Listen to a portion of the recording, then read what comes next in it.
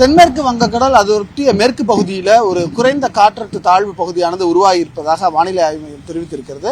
இதன் அடிப்படையில் தமிழகத்தில் வரும் நாட்களில் மழையின் அளவு எப்படி இருக்க போகிறது, வெப்பத்தின் தாக்கம் எப்படி இருக்க போகிறது என்பது தொடர்பாக நாம் இடையே பேசுவதற்காக தனியார் வானிலை ஆய்வு மைய ஆய்வாளர் திரு ஸ்ரீகாந்த் அவர்கள் இருக்காங்க. சார், இந்த லோ ப்ரெஷர் என்ன மாதிரியான பாசிபிலிட்டிஸ் ஆஃப் ரெயின் தமிழ்நாட்டுக்கு? அதாவது பார்த்தீங்கன்னா, வானிலை படிவங்கள் பெரும்பாலும் இந்த குறைந்த காற்றழுத்த தாழ்வு பகுதி வடக்கு நோக்கி நகர்வதாக தான் காட்டுது. ஸோ அது ரொம்ப நாளாவே அப்படிதான் காமிச்சிட்டு இருக்கு.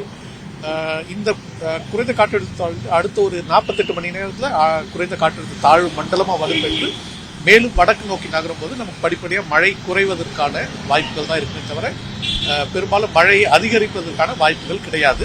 இதுக்கு ஒரே ஒரு எக்ஸப்ஷன் என்னன்னா, தென் தமிழகம், கன்னியாகுமரி மற்றும் திருநெல்வேலி, தென்காசி அதன் ஒட்டிய தென் தமிழகம், தெற்கு கேரளா பகுதியில் அடுத்த ஒரு 24 முதல் 48 மணி நேரம் நம்ம பலத்த மழையை எதிர்பார்க்கலாம் காற்றின் ஈர்ப்பு காரணமாக. இப்போ மழை ரொம்ப ஜாஸ்தியா இருக்கு, ஏன்னா தென் மாவட்டங்களில் நீங்க சொன்ன மாதிரி அதிகமாக இருக்கு. இப்போ இந்த ஃபார்மேஷன் ஆகி எல்லா கிளவுட்ஸையும் உள்ள இழுத்து டுவர்ட்ஸ் நார்த் நகர்றதுனால நமக்கு டிரைவர் தான் இருக்கு. ஆமா, ஆக்சுவலா என்ன ஆகும்னா, இது வலுப்பெற அந்த சுழற்சி வலுப்பெற அந்த ஈரப்பதத்தை அதனுடன் ஈர்க்க ஆரம்பிச்சிடும். ஸோ அது ஈர்க்கும் போது என்ன ஆகுதுன்னா, நமக்கு கொஞ்சம் கொஞ்சமாக படிப்படியாக வறண்ட வானிலை தமிழகத்தை பொறுத்த வரைக்கும் வர ஆரம்பிக்கும். சில வானிலை படிவங்கள் இந்த சுழற்சியானது அடுத்த ஒரு 3 நாட்கள், அதாவது ஞாயிற்றுக்கிழமை வங்கக்கடல்ல அடையும் போது புயலாக மாறக்கூடுங்கிற ஒரு வானிலை படிவிலே சில கருத்தும் இருக்கு. அப்படி இருக்கும் போது நமக்கு இன்னும் வறண்ட வானிலைக்கு தான் வாய்ப்பு இருக்குமே தவிர மழைக்கான வாய்ப்புகள் குறையும்.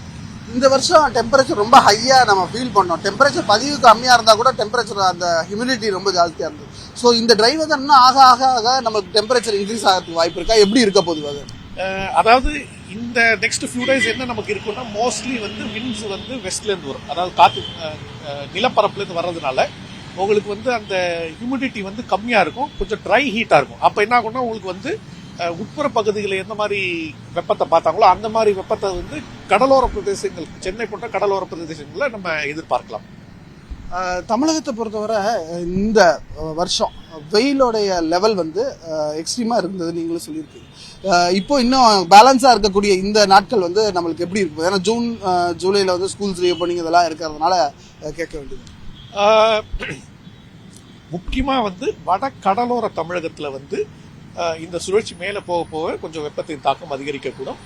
ஆனா பெரும்பாலும் இந்த சலனமானது ஒரு அதிதீவிர புயலா மாறாத பட்சத்துல நம்ம வெப்ப அலைக்கான சாத்தியக்கூறுகள் குறைவு தான் எடுத்துக்கணும். பட் ஆனா சென்னையை பொறுத்த வரைக்குமே எல்லா ஆண்டுமே நம்ம ரெகுலரா பார்த்துட்டு இருக்கிறது தான் வடகிழக்கு தென்மேற்கு பருவமழை தூங்குவதற்கு ஒரு வாரம் 10 நாள் முன்னாடியிலேருந்து தென்மேற்கு பருவமழை தூங்கி ஒரு 2 வாரம் வரைக்கும் இருக்கக்கூடிய அந்த ஒரு 4 வாரம் தான் சென்னையை பொறுத்த வரைக்கும் எப்பயுமே அதிகபட்ச வெப்பத்தை நம்ம பார்ப்போம். ஏன்னா மேற்கிலிருந்து வரக்கூடிய காற்று வலுவா இருக்கும், கடல் காற்று நமக்கு ஒரு சாதகமான நிலையில இருக்காது.